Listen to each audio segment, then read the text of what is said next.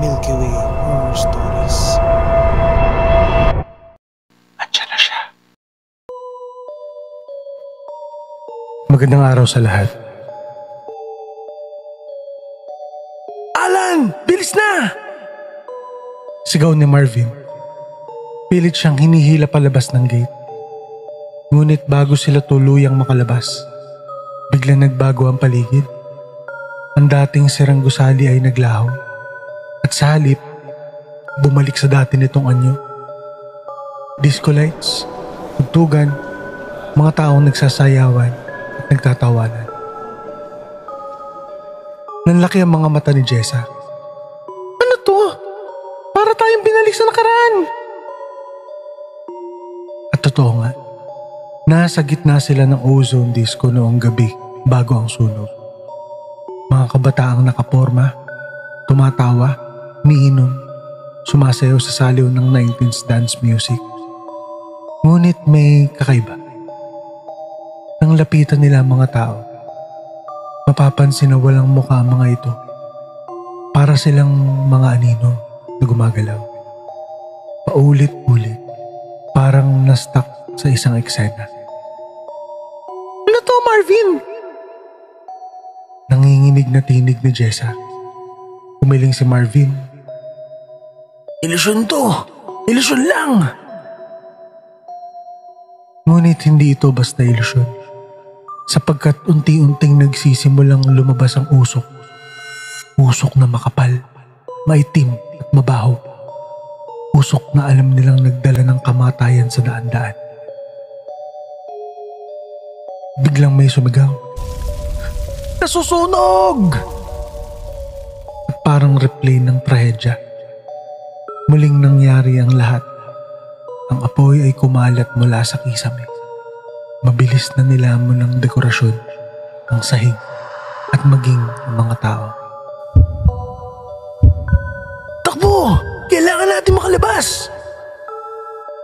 Sigaw ni Marvin. Ngunit nang lapitan nila ang pinto, nakasara ito.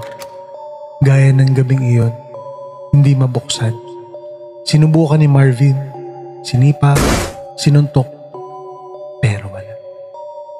Samantalang si Alan ay nananatiling nakatitig kay Rika, na nakatayo sa gitna ng kaguluhan. Hindi siya tinatabla ng apoy, parang siya mismo ang apoy. Ngayong narito kayo, mararanasan niyo ang naranasan namin. Wala ang makakalabas. Naghiwa-hiwalay sila sa takot. Si Jessa, napunta sa isang sulok, umiiyak at humihingi ng saklolo. Ngunit mula sa usok, lumabas ang mga anyo ng mga kabataang nasusunog. Sunog ang balat, butas sa mga mata, at umaabot sa kanya. Sumama ka sa amin. Bulong ng isa. Si Marvin, patuloy na sinisipa ang pinto hanggang sa dumugo na ang kanyang paa. Buksan mo! Ina! Buksan mo! Sigaw niya. Ngunit imbis na bumukas, tila ba mas lalong nagiging matibay ang pinto. At si Alan, unti-unting nilalapitan si Rika. Ikaw ang dahilan kung bakit ako naiwan. Alan, kung sinama mo lang ako, baka hindi ako nandito. Rika, hindi ko kasalanan. Halos lumuhod si Alan. Hindi ko alam na ganito ang mangyayari. Ngunit ngumisi ang white lady.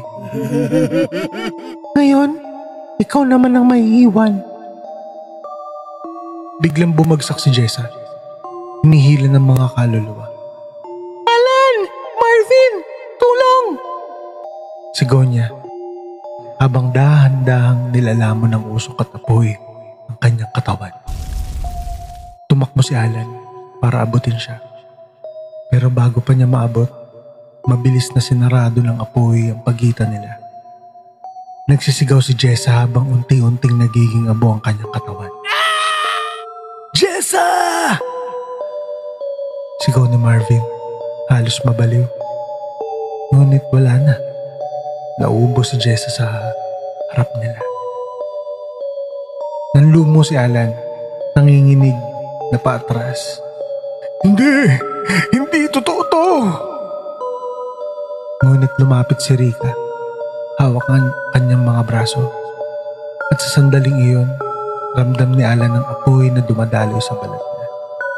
Ngayon, Alan, sasamahan mo na ako. Unti-unti nang mababaliw si Marvin. Si Alan, pipilitin pang tumakas ngunit haharapin ang katotohanan tungkol kay Rika. Magkakaroon ng malupit na eksena ng apoy, sigawan at pagbabalik ng multo ng mga nasawi. Isa na namang kakilakilabot na sakripisyo.